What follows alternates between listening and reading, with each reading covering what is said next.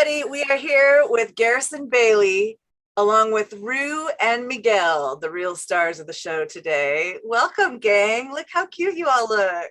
So which one's which? This is Rue, and he only has the 3 legs. As you can see, it's empty. And this is Miguel, and he likes to be looking stoned.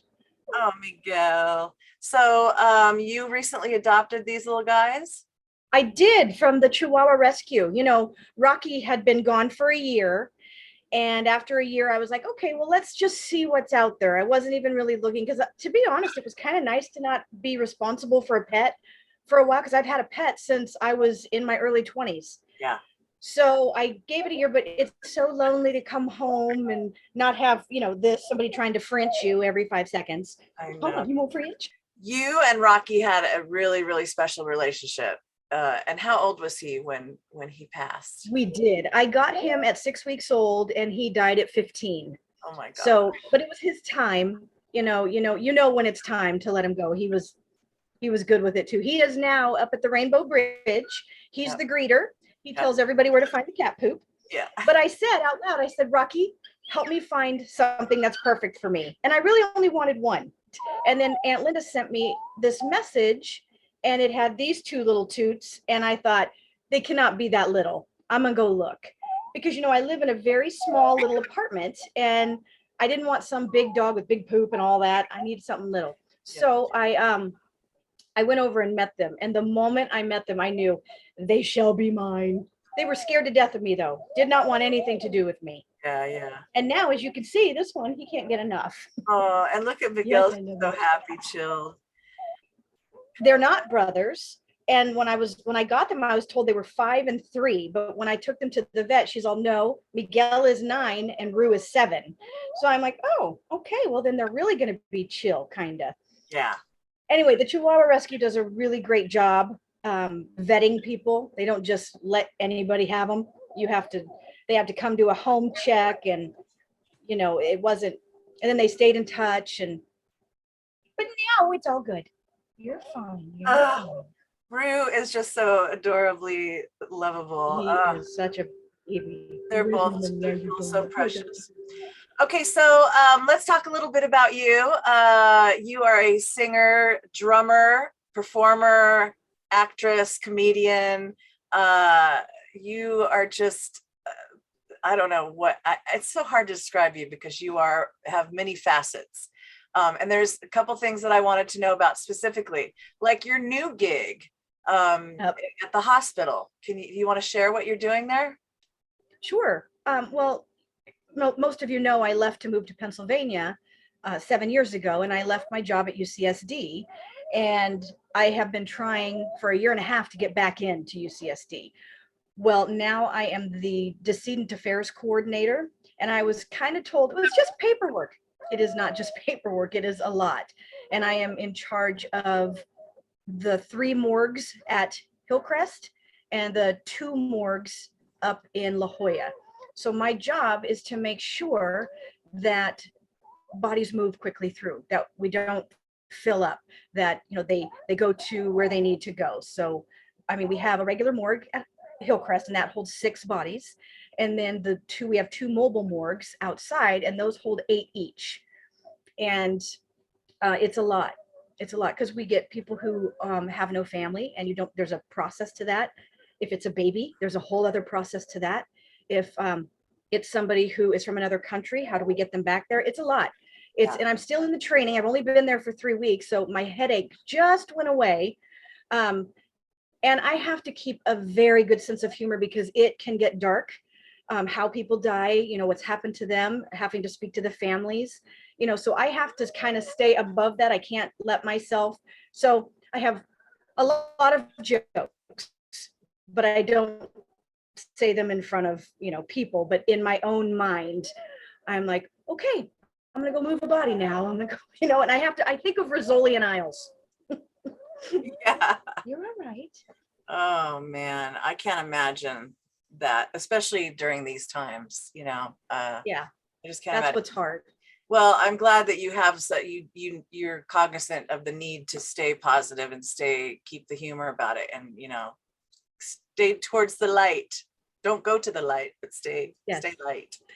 Well, the way I think about it is, if it were my family, how would I want them honored? Because dead people are not scary. Live people are scary to me. Absolutely. So what are you doing musically now? Well, I have a drum set set up in the corner, and every day I play. And this one, as soon as I walk over to the drum set, he runs under the bed. Oh. This one sits on the couch and watches me. Rue is not afraid of anything. Yeah. And that's why he lost his leg. He is fearless. Miquel is afraid of everything. Everything. I can't change the trash bag. He runs and hides under the bed. If I do anything that's loud, if I vacuum, so I try to do a lot of conditioning with them, because they're not great with other people. When I have people come over, they are almost embarrassing. So Rue, not as much as Miquel. Miquel has this high pitch, like, look at how calm he is right now. You get somebody walk in here, finally he's calmed down with Suzanne, but my aunts, no. And then Rue, my aunt was trying to pick him up, and he bit her in the he was scared to death because they were trying to get him. It was when I had surgery and they were trying to bring him over. Oh, right. So these two had no idea what's happening. So Rue turns around and bites her in the hand and then bit her in the boob. So now she's scared to death. But I mean, they're not mean. I mean, look at them. They are not mean. They just were never conditioned to be around people. Of course. Rue and Miquel, what are their full names, by the way? Rue is Ruben Studdard Atticus Finch Obama, and Miquel is Miguel Robertos Prince Houston. And Robertos because I love their burritos. I love it. Well, it was a pleasure to meet them. We love you, boys. Let's go out with a song. What song do you want us to play? How about Have You Ever Loved Someone? What's it about? Oh, it's about if you've ever loved someone that certain way, and how much you love them. And I mean, just like it says, have you ever loved someone? Yes, I have.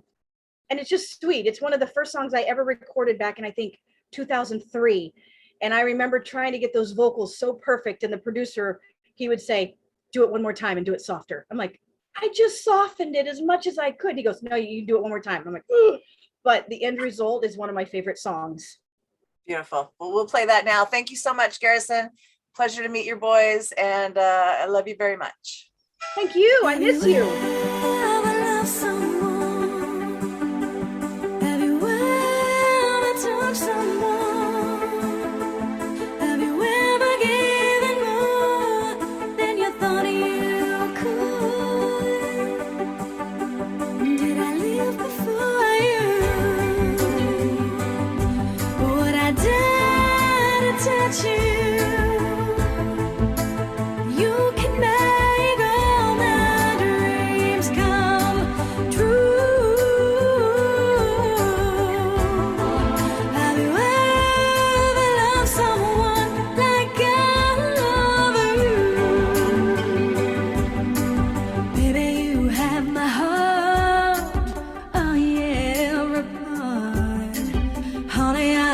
My life to kiss your mouth,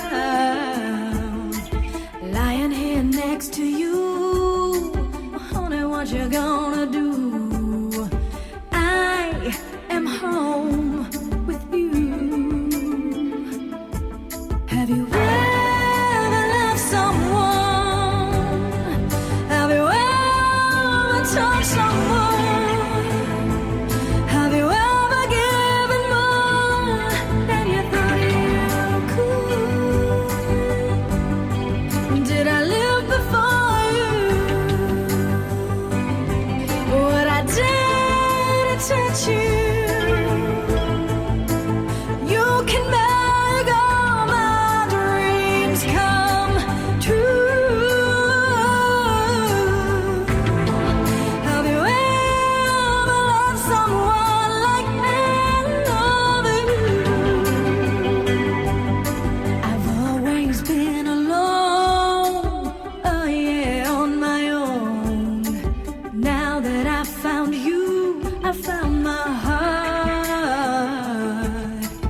standing in front of you, this is what I'm gonna do.